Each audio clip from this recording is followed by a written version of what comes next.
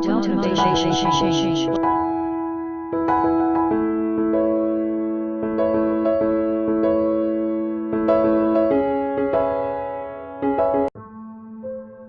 I have a friend named Monty Roberts who owns a horse ranch in San Isidro.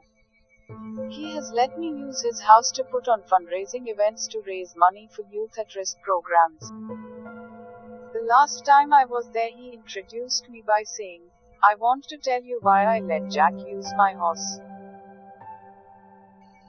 It all goes back to a story about a young man who was the son of an itinerant horse trainer who would go from stable to stable, racetrack to racetrack, farm to farm, and ranch to ranch, training horses. As a result, the boy's high school career was continually interrupted. When he was a senior, he was asked to write a paper about what he wanted to be and do when he grew up. That night he wrote a 7-page paper describing his goal of someday owning a horse ranch. He wrote about his dream in great detail, and he even drew a diagram of a 200-acre ranch, showing the location of all the buildings, the stables and the track. Then he drew a detailed floor plan for a 4,000 square foot house that would sit on a 200-acre dream ranch. He put a great deal of his heart into the project, and the next day he handed it in to his teacher. 2 days later he received his paper back. On the front page was a large red F with a note that read, "See me after class."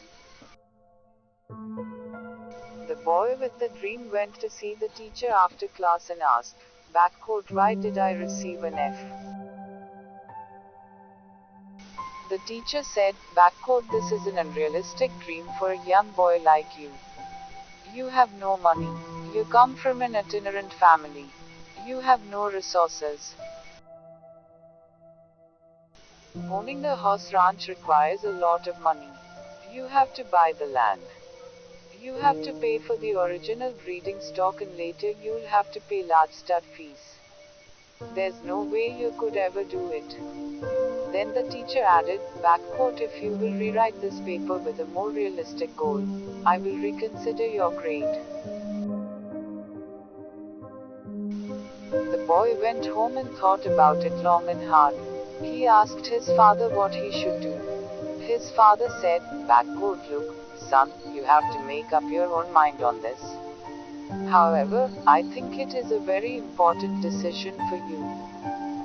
Finally, after sitting with it for a week, the boy turned in the same paper, making no changes at all.